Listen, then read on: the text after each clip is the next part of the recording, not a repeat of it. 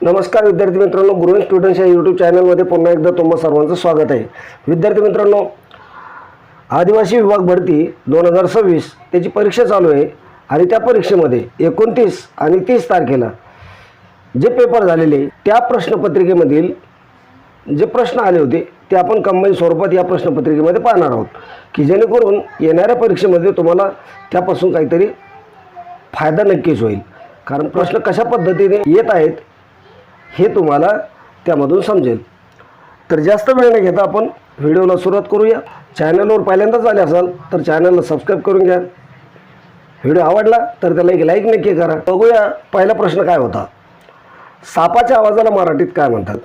बघा, गुरगुरणे, फुसकारणे, गर्जना, चिवचिवणे असे पर्याय तुम्हाला दिले होते आणि सर्वांना या प्रश्नाचे उत्तर आलं असेल.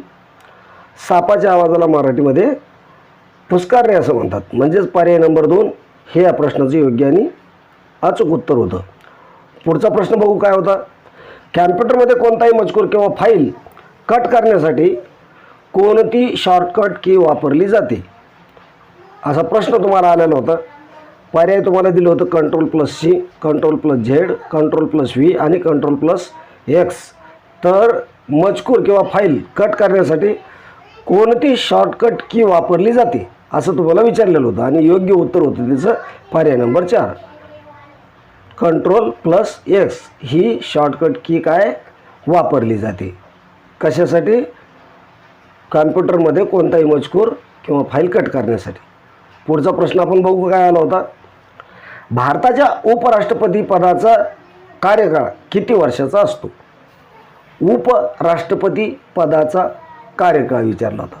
5 वर्ष, 4 वर्ष, 6 वर्ष, 3 वर्ष असे पर्याय तुम्हाला दिले होते आणि योग्य उत्तर तुम्हाला द्यायचं होतं. तर किती असतो उपराष्ट्रपती पदाचा कार्यकाळ? 5 वर्ष असतो. म्हणजेच पर्याय नंबर 1 हे या प्रश्नाचं योग्य आणि अचूक उत्तर होईल. पुढचा प्रश्न आपण बघू कोणता आला होता.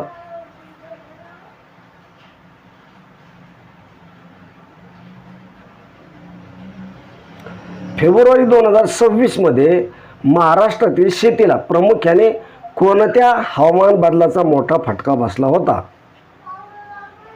जनरल नॉलेजवरील प्रश्न होता. तर कोणत्या हवामान बदलाचा फटका महाराष्ट्रातील शेतीला फेब्रुवारी 2026 मध्ये बसला होता असं तुम्हाला विचारलेले. पर्यायामध्ये दिलं होतं महापूर, अवकाळी पाऊस, गारपीट आणि चक्रवादळ, तीव्र लाटा किंवा भूकंप. तर काय झालं होतं? अवकाळी पाऊस, गारपीट आणि चक्रीवादळ याचा फटका महाराष्ट्रातील शेतीला बसला होता. म्हणजेच पर्याय नंबर 2 हे या प्रश्नाचं योग्य उत्तर होतं. पुढचा प्रश्न आपण बघूया. व्हिटॅमिन एच्या कमतरतेमुळे खालीलपैकी कोणता रोग होतो? व्हिटॅमिन एची कमतरता. बघा, पर्यायामध्ये काय दिले? स्कर्वी दिले, रात आंधळेपणा दिले, मुडदूस दिले आणि बेरीबेरी दिले.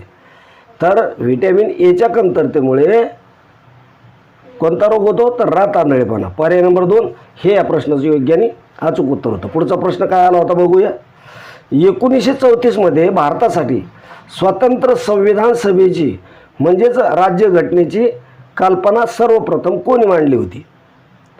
असा प्रश्न तुम्हाला परीक्षेमध्ये आला होता आणि त्याचं योग्य उत्तर तुम्हाला द्यायचं होतं. काय? 1934 मध्ये स्वतंत्र संविधान सभेची कल्पना सर्वप्रथम कोणी मांडलेली आहे? Pandit Jawaharlal Nehru, doctor Babasaheb Ambedkar, M.N. रॉय किंवा सरदार वल्लभभाई पटेल.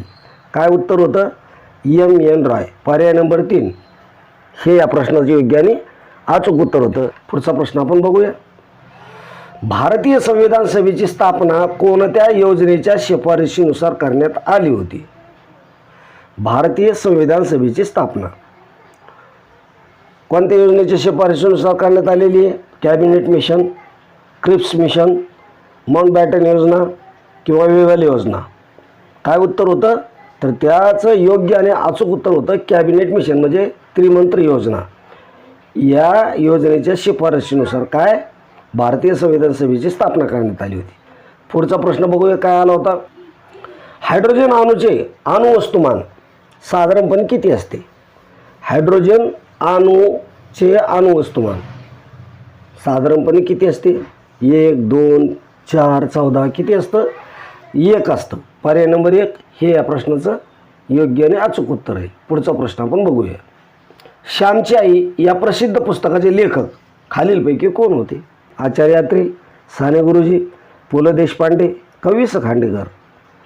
सर्वांना माहीत असेल या प्रसिद्ध पुस्तकाचे लेखक आहे साने गुरुजी. पर्याय नंबर 2 हे या प्रश्नाचे योग्य आणि अचूक उत्तर. पुढचा प्रश्न आपण बघूया. बकरीच्या पिल्लाला मराठीत काय म्हणतात? काय बकरी जी असते तिच्या पिल्लाला मराठीत काय म्हणतात? वासरू म्हणते, करडू म्हणतात, पाडस म्हणतात का पिल्लू म्हणतात? काय म्हणतात? तर बकरीच्या पिल्लाला मराठीमध्ये करडू म्हणतात. पर्याय नंबर 2 हे या प्रश्नाचे योग्य आणि अचूक उत्तर आहे. पुढचा प्रश्न आपण बघूया. आर्य समाजाची स्थापना कधी झाली? कोणी केली आणि कधी झाली? असे प्रश्न येत राहतात. आता या ठिकाणी फक्त स्थापना कधी झाली असं विचारलेले. पर्याय दिले 10 एप्रिल 1875, 15 ऑगस्ट 1880, 12 मार्च 1872, 25 डिसेंबर 1885. आर्य समाजाची स्थापना कधी झालेली आहे? 10 एप्रिल 1875 रोजी झालेली आहे. पर्याय नंबर 1 हे या प्रश्नाचे योग्य आणि अचूक उत्तर होतं. पुढचा प्रश्न आपण बघूया. अमृतवेल या लोकप्रिय ग्रंथाचे लेखक खालीलपैकी कोण आहेत?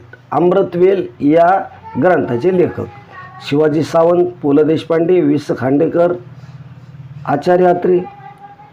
कोण आहे? तर वि स खांडेकर. पर्याय नंबर 3 हे या प्रश्नाचे योग्य आणि अचूक उत्तर. पुढचा प्रश्न होता बघा. श्रीमान योगी किंवा श्रीमंत योगी या प्रसिद्ध ऐतिहासिक कादंबरीचे लेखक कोण आहेत? खाली तुम्हाला लेखकांची नावं दिलेली आणि योग्य उत्तर तुम्हाला शोधायचे. रणजित देसाई, शिवाजी सावंत, वि स खांडेकर, विश्वास पाटील. श्रीमान योगी कोणी लिहिलेली ऐतिहासिक पुस्तक? तर योग्य आणि अचूक उत्तर आहे रणजित देसाई. पर्याय नंबर 1 हे या प्रश्नाचे योग्य आणि अचूक उत्तर. पुढचा प्रश्न काय होता पाहू. वर्ष 2026 भारतीय प्रतिभूती आणि विनिमय बोर्ड म्हणजे सेबी SEBI सेबीचे अध्यक्ष म्हणून कोणाची नियुक्ती करण्यात आली आहे?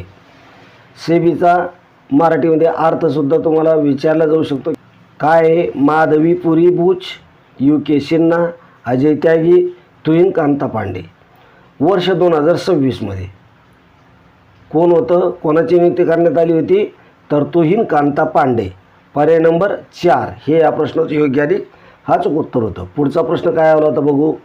भारतातील कोणत्या राज्याला सर्वात जास्त इतर राज्यांच्या सीमा जोडलेल्या आहेत? कोणतं राज्य आहे की त्याला सर्वात जास्त इतर राज्यांच्या सीमा जोडल्या गेलेल्या आहेत? मध्य प्रदेश, छत्तीसगड, उत्तर प्रदेश, महाराष्ट्र. कोणतं राज्य आहे? उत्तर प्रदेश. पर्याय नंबर 3 हे या प्रश्नाचं योग्य आणि अचूक उत्तर. पुढचा प्रश्न आपण बघूया. क्षकिरणाचा शोध कोणी लावला? म्हणजे एक्सरे आपण म्हणतो त्याला. त्याचा शोध कोणी लावलेला असा प्रश्न आहे बघा. पर्यायामध्ये दिले William Roentgen, Thomas Edison, madam Curie, Albert Einstein.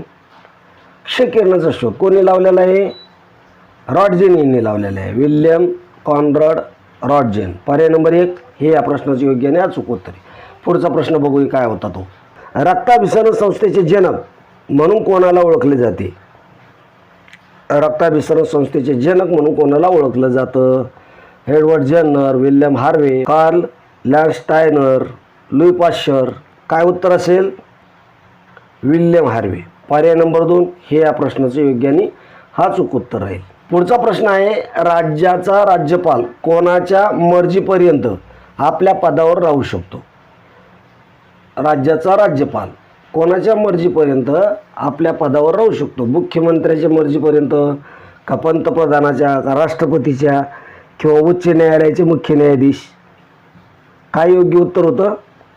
पर्याय नंबर 3 राज्याचा राज्यपाल राष्ट्रपतीच्या मर्जीपर्यंत आपल्या पदावर राहू शकतो. पुढचा प्रश्न काय होता बघूया.